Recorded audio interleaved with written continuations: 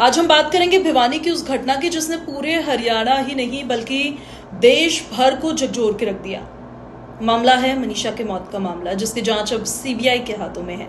और हाल ही में सीबीआई की टीम एक बार फिर से मनीषा के घर पहुंची, जहां करीब 1 घंटे तक परिवार से पूछताछ की गई।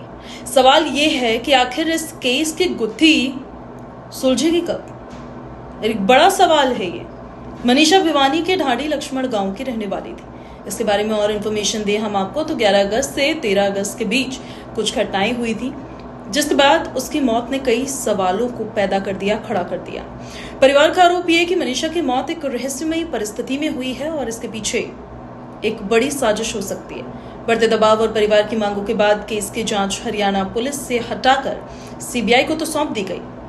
3 सितंबर को इंस्पेक्टर विवेक कुमार के नेतृत्व में सीबीआई टीम दिल्ली से भिवानी पहुंची और फिर उसके बाद उन्होंने इस मैटर पर पूरी की पूरी जांच शुरू की। सीबीआई की हाल की जांच की है वो हम आपको बताते हैं। सीबीआई अब तक परिवार से 3 बार पूछताछ कर चुकी है और हाल ही में टीम ने मनीषा के घर पर जाकर 1 घंटे तक परिवार से सवाल जवाब भी किए। पूछताछ का फोकस 11 से 13 अगस्त तक हुई घटनाओं पर रहा है। टीम ये समझने की कोशिश कर रही है कि उन दिनों में मनीषा किन हालातों से गुजर रही थी और उसने किस किस से बात की और क्या क्या गतिविधियां हुई। सीबीआई का दरअसल मानना यह है कि परिवार से मिली हर जानकारी केस की गुत्थी सुलझाने में एक अहम कड़ी साबित हो सकती है। तो सीबीआई ने अभी तक जांच में क्या क्या किया है वो हमने आपको बताया। परिवार का पक्ष क्या कहता है?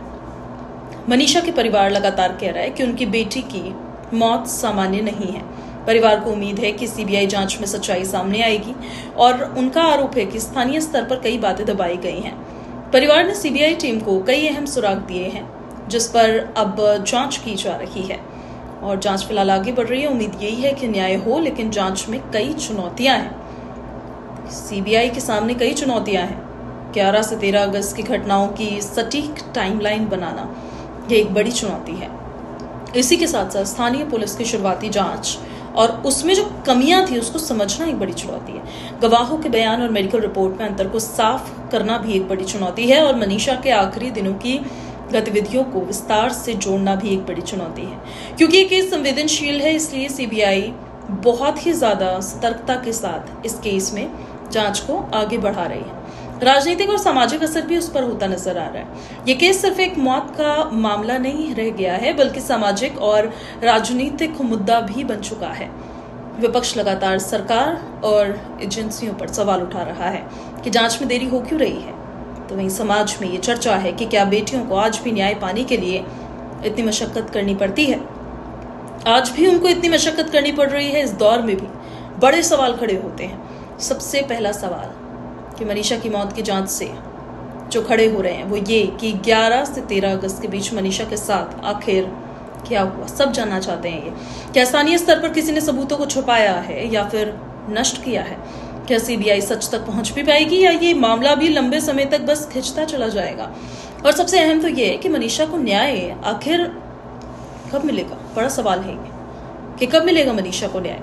सीबीआई की टीमें लगातार छानबीन कर रही है। परिवार और समाज की जो उम्मीदें हैं इसी जांच पर टिकी हुई है। अब देखना ये होगा कि क्या मनीषा की मौत के मामले में सच्चाई सामने आएगी भी या ये केस भी अधूरा ही रह जाएगा। आपकी राय में इस जांच को और किस दिशा में ले जाना चाहिए, हमें कमेंट करके आप बता सकते हैं कि इस मैटर पर आप क्या सोचते हैं।